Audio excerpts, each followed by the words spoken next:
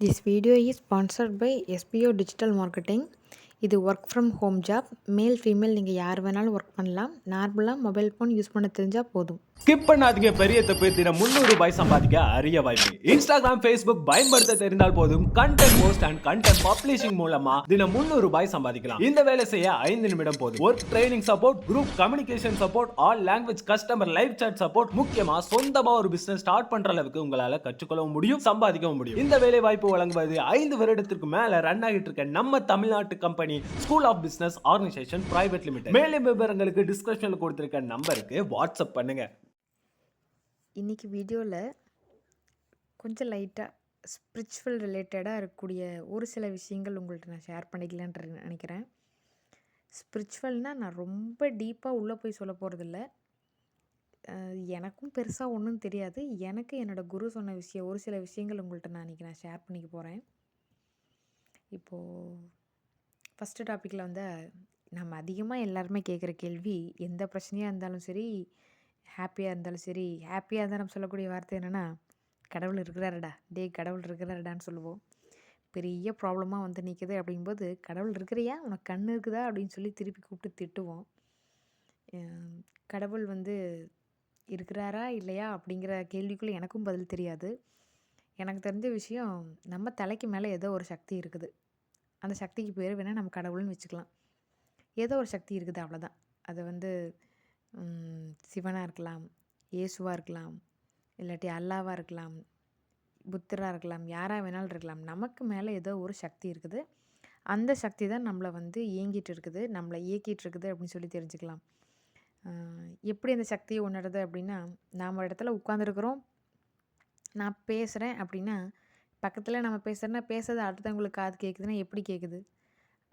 நம்ம சயின்ஸ் ரிலேட்டடாக போனோம்னா, அந்த ஒலி அலைகள் மூலமாக நம்ம காதில் போய் ரீச் ஆகி கேட்குது அப்படின்னு சொல்லி வச்சுருப்போம். அந்த ஒலி அலைகள் நம்ம கண்ணுக்கு தெரியல. அதே மாதிரி கடவுள் நம்ம கண்ணுக்கு தெரியல. நம்ம சுவாசிக்கிறோம், ஆக்சிஜன் உள்ளே எடுத்துக்கிறோம், நமக்கு எல்லாத்துக்குமே தெரியும். கார்பன் டை ஆக்சைடு வெளியிடுறோன்னு தெரியுது. ஆக்சிஜன் யாராச்சும் நம்ம கண்ணில் பார்த்துருக்குறோமா? பார்த்ததில்ல. கார்பன் டை ஆக்சைடு வேணால் பார்க்கலாம். புகையாக போச்சு, ஏதாச்சும் எரிஞ்சு புகை வருது அப்படின்னா அந்த புகை தான் கார்பன் டை ஆக்சைடு, நம்ம சிறு வயசில் படிச்சிருப்போம். அந்த மாதிரி கடவுள் இருக்கிறாரு. பட்டு ஒவ்வொரு வாட்டியும் நம்ம வந்து அதை நம்ம ஃபீல் தான் பண்ண முடியுமோ வழியே, நம்ம கண்ணார வந்து இதுதான் கடவுள் அப்படின்னு சொல்லி சொல்ல முடியாது. பிரகலாதனுக்கு காட்சி கொடுத்த மாதிரி தூணிலும் இருப்பான், துரும்பிலும் இருப்பான் அப்படிங்கிற மாதிரி தான். எல்லாத்துக்கும் மேலே நான் அதிகமாக நம்புறது நம்மளோட எண்ண அலைகள். நம்மளோட எண்ண அலைகள் எதை நோக்கி பயணிக்குதோ அது சீக்கிரமாக நம்மளை வந்து ரீச் ஆகுதுங்க. நான் அதிகமாக வந்து நம்புவேன் எப்போவுமே. நிறையா விஷயம் வந்து இதை இப்போ தான் இதை நான் சொல்ல வந்தேன், அதுக்குள்ளே நீ சொல்லிட்டியே அப்படின்னு நம்ம சொல்லுவோம். ஒரு ஃப்ரெண்டுக்கு கூட நீங்கள் கால் பண்ணுற கூட நீங்கள் ஃபோன் எடுத்துக்கலாம்.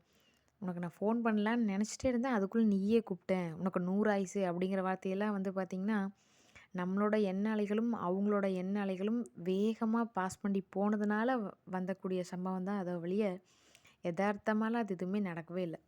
ஒரு பெரிய ஆக்சிடெண்ட் நடக்குது, அந்த ஆக்சிடெண்ட்லேருந்து நம்ம தப்பிச்சிட்றோம் அப்படின்னா கூட அந்த இடத்துல கடவுள் வந்து நம்மளை காப்பாற்றினாருன்னு தான் அர்த்தம்.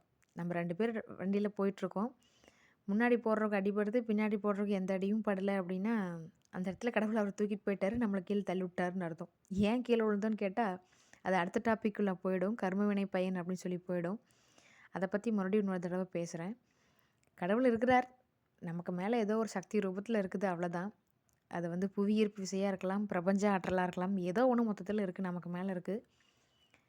அதுக்கு பேர் வந்து நம்ம நம்புகிற விதத்தில் எல்லாத்துக்கும் பொதுவாக வந்து கடவுள் அப்படின்னு சொல்லி நம்ம சொல்லிகிட்ருக்குறோம்.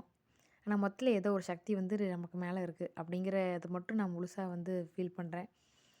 இதுக்கு அடுத்த டாப்பிக்கில் வந்து உங்கள்கிட்ட நிறையா விஷயங்கள் ஷேர் பண்ணிக்கிறேன். கர்ம வினை பயன் என்ன, கர்மா எங்கே சுற்றிட்டுருக்குது, கர்மாங்கிறாங்களே அது என்ன, பிறவி பயன் என்ன, அதெல்லாம் நிறையா போயிட்டே இருக்குது, நிறையா டாபிக் போயிட்டே இருக்குது. எனக்கு நிறையா தெரியாது, பட் எனக்குள்ளே இருக்கிற சந்தேகத்தை வந்து உங்கள்கிட்ட நான் வந்து ஷேர் பண்ணிக்கிறேன். அதுக்கு உங்களுக்கு விட தெரிஞ்சால் எனக்கு நீங்கள் கண்டிப்பாக கைட் பண்ணுங்கள்.